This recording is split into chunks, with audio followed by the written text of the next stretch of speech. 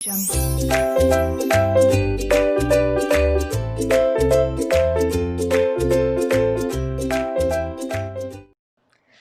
hello everyone and welcome back to my channel named Learning to Learn.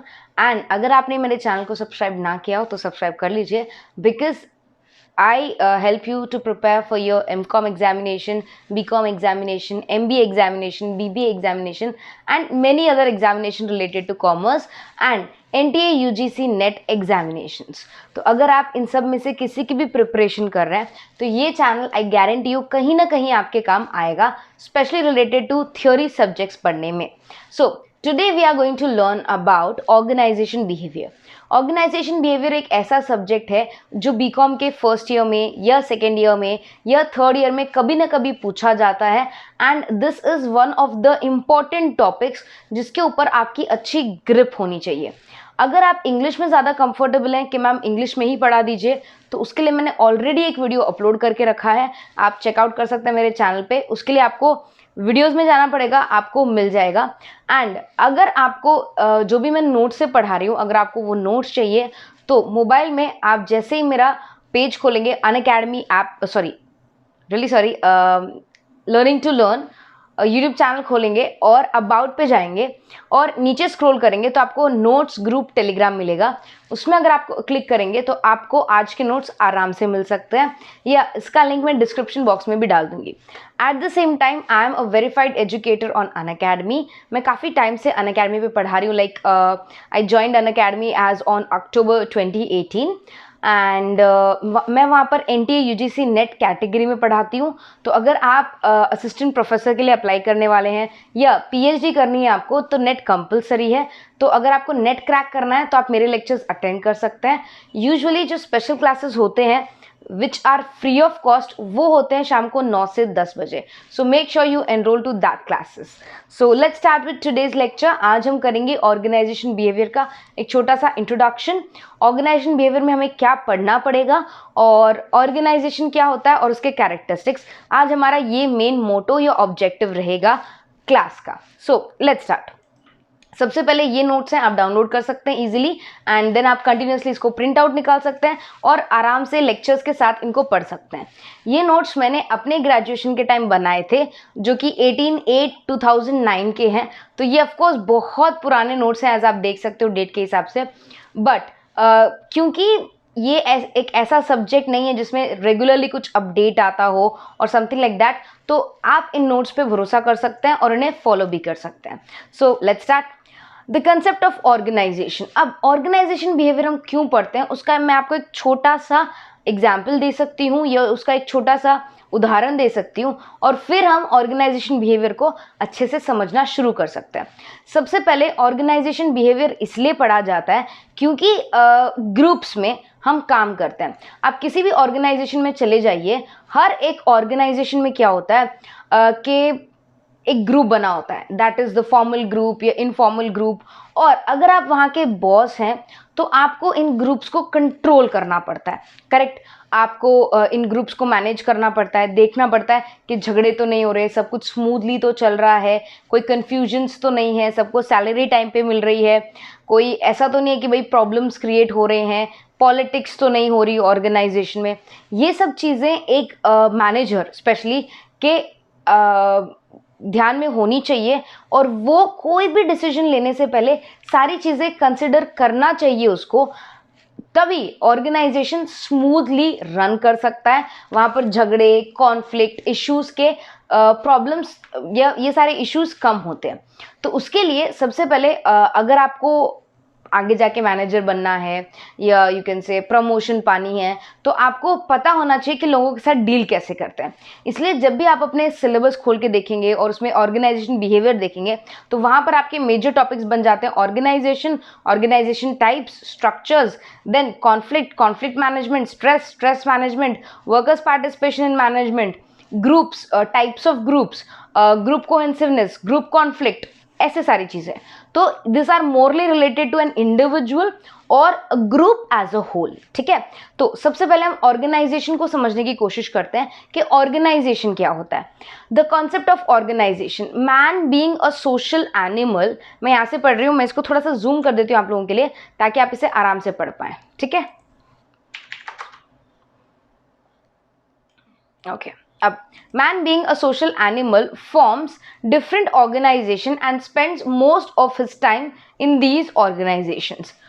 These organizations are not the new concepts, but this can be traced back in the history. Man is gracious, or you can say, ये spelling wrong हुई है. As a result, he forms different kind of organizations like family, social, religious and business. तो ये अलग अलग type के organisation form करता है एक इंसान। क्यों? क्योंकि मैन आइसोलेशन में नहीं रह सकता। तो आइसोलेशन का मतलब क्या होता है? अकेलापन। एक इंसान अकेले में नहीं रह सकता, वो ग्रुप में फॉर्म करके रहता है, उसी से उसका पावर बना रहता है और उससे उसको सेफ भी लगता है। तो ये बहुत एक कैन से साइंटिफिकली प्रूवन है और हिस्ट्री है कि इंसान एक सोशल एनिमल है और वो ग्रुप्स में ही रहना पसंद करता है, इसीलिए वो अलग अलग ग्रुप्स बना लेता है। लाइक पर्सनल ग्रुप जो आपका फैमिली, फ्रेंड और रिलेटिव का सर्कल होता है, social group like friends and other people, then you can say formal group, that is the organization जहाँ वो काम करता है, ठीक है। अब so it is important to know the concept of organization and characteristics, क्योंकि इंसान अपना ज़्यादातर टाइम इन्हीं ऑर्गेनाइजेशन के साथ स्पेंड करता है, तो हमें ये जानना बहुत ही ज़रूरी है कि ऑर्गेनाइजेशन होता क्या है, ठीक है। तो जो इन्वर्टेड कॉमर्स में मैं वो चीज़ पढ़ रही हूँ। Organization is the group of two or more people who aggregate together for the achievement for some common goals, and these people who are together have different behavior, nature and attitude. तो यहाँ पर क्या बोला जा रहा है कि organisation जो है वो दो या दो से ज़्यादा व्यक्तियों का एक समूह है जिसमें सारे लोग मिलके ऑर्गेनाइजेशन के ऑब्जेक्टिव्स को अचीव करना चाहते हैं, करेक्ट। अब कॉमन गोल है, कॉमन गोल को ही अचीव करेंगे, बट आपको ये बात भी ध्यान में रखनी पड़ेगी कि ये जो लोग हैं वो अलग अलग एटीट्यूड होता है उनका, अलग अलग पर्सनालिटी होती है, अलग अलग सोच होती है, अलग अलग धारणा होती है, करेक्ट। तो ये लोग एक दूसरे से डिफरेंट है totally, fine. In spite of these behavioural differences, the members of the organization makes the effort to work unintendedly for the achievement of the common goals of the organization. The members of the organization are binded together with a set of rules and regulations of the organization. इसका मतलब है कि organisation में जितने भी लोग हैं, हालांकि वो एक दूसरे से कंप्लीटली डिफरेंट है, अलग है एक दूसरे से, मगर फिर भी एक साथ मिलके काम करते हैं। और ये किस तरह होता है? जब ऑर्गेनाइजेशन में सर्टेन रूल्स एंड रेगुलेशंस होते हैं। रूल्स एंड रेगुलेशन से क्या होता है? ऑर्गेनाइजेशन स्मूथली फंक्शन करता है, किसी को कोई प्रॉब्लम नहीं आती और you can say stress, tension या किसी भी टाइप का जो मिसमैनेजमेंट होता है उसके चांसेस बहुत ही ज़्यादा कम हो जाते हैं। तो ये कब होता है? ये तब होता है जब आप ऑर्गेनाइजेशन में सब लोगों को साथ में लेके चलते हैं, रूल्स एंड रेगुलेशंस बनाते हैं और उनको स्ट्रिक्टली फॉलो करते हैं, ठीक है। अब following are the characteristics which are seen in all the organisation. सारे ऑर्गेनाइजेशन में ये विशेषताएं देखने को आपको मिल जाएंगी। क्या क्या है वो हम देखते हैं। सबसे पहले, the organization is collection of two or more than two people. Yes, organization दो व्यक्ति या दो से ज्यादा व्यक्ति मिलके एक समूह में बनाते हैं, तब हम उसे ऑर्गेनाइजेशन कहते हैं। एक सिंगल पर्सन को हम ऑर्गेनाइजेशन नहीं कह पाएंगे। Next, in every organization there exist the formal and informal relationship. हर एक ऑर्गेनाइजेशन में एक फॉर्मल रिलेशनशिप होगा तो एक इनफॉर्मल रिलेशनशिप भी होगा।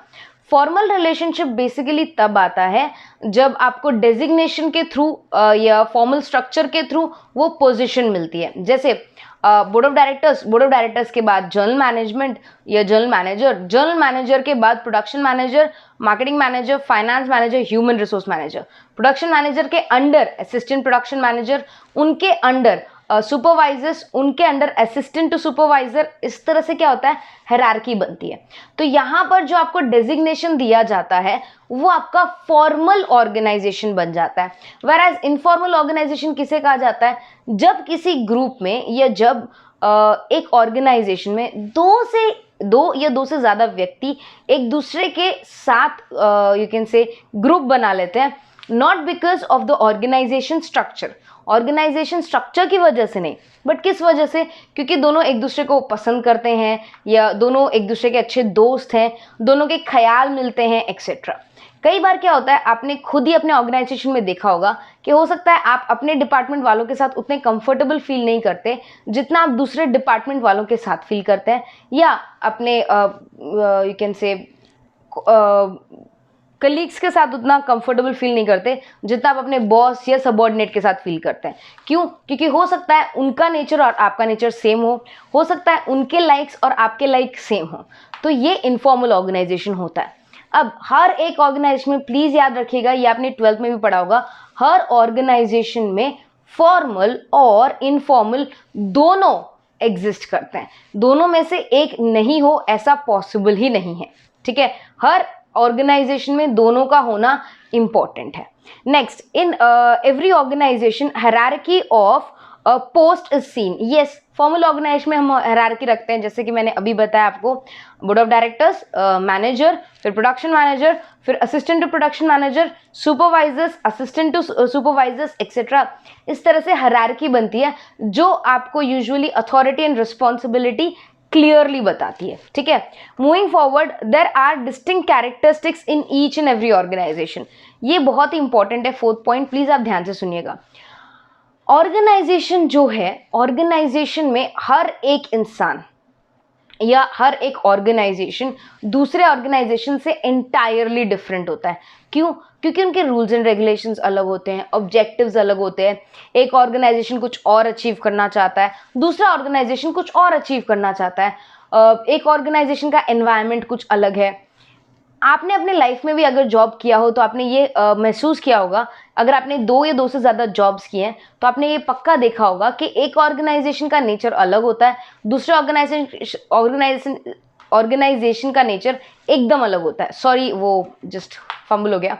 ओके, तो क्यों अलग होता है? क्योंकि उसमें लोग अलग होते हैं, वो कल्चर अलग क्रिएट करते हैं, एनवायरनमेंट अलग क्रिएट हो जाता है। तो हो सकता है एक ऑर्गेनाइजेशन में उतना सब कुछ स्ट्रिक्ट ना हो, दूसरे ऑर्गेनाइजेशन में बहुत ज़्यादा स्ट्रिक्टनेस हो, that is also possible. Yes, तो हम ये पॉइंट में देख रहे हैं 4th पॉइंट में कि एक ऑर्गेनाइजेशन दूसरे ऑर्गेनाइजेशन से डिफरेंट कैसे हो सकता है। ठीक है, तो देखते हैं। The first is these characteristics are structure of the organization. Yes, हर एक ऑर्गेनाइजेशन के डिफरेंट स्ट्रक्चर्स हो सकते हैं। छोटा ऑर्गेनाइजेशन होगा तो लाइन स्ट्रक्चर होगा, बड़ा ऑर्गेनाइजेशन होगा डिपार्टमेंटल स्ट्रक्चर होगा, और बड़ा होगा मैट्रिक्स स्ट्रक्चर होगा। ये आपने 11th एंड 12th में किया होगा। यस, तो ऑफकोर्स स्ट्रक्चर अलग है। दूसरा, the internal rules and code of conduct. Yes, हर एक ऑर्गेनाइजेशन के अपने रूल्स होते हैं, अपने कोड ऑफ कंडक्ट होते हैं जो वो फॉलो करने को बोलते हैं।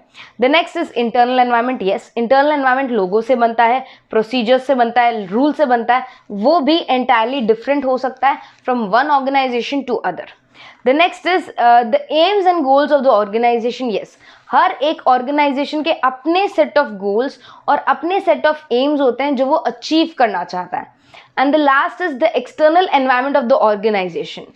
एब्सोल्युटली ट्रू, हो सकता है कि एक्सटर्नल एनवायरनमेंट आपको इफेक्ट कर रहा हो बट किसी और को ना इफेक्ट करे, या किसी और ऑर्गेनाइजेशन को ना इफेक्ट करे, या हो सकता है एक ऐसा एक्सटर्नल एनवायरनमेंट है जो किसी अदर ऑर्गेनाइजेशन को इफेक्ट कर रहा हो लेकिन आपको इफेक्ट ना करे। जैसे चेंज इन जीएसटी रेट्स। अगर सपोज आप गोल्ड बेचते हो, बाई चांस एग्जाम्पल ले रही हूँ, अगर आप गोल्ड बेचते हो तो जीएसटी की रेट चेंज हो गई, ठीक है, तो उन ऑर्गेनाइजेशंस को फर्क पड़ेगा, उन ऑर्गेनाइजेशंस को यू कैन से अपना वापस मैनेजमेंट देखना पड़ेगा, फाइनेंस देखना पड़ेगा, जो गोल्ड सेल या परचेज कर रहे हैं, राइट।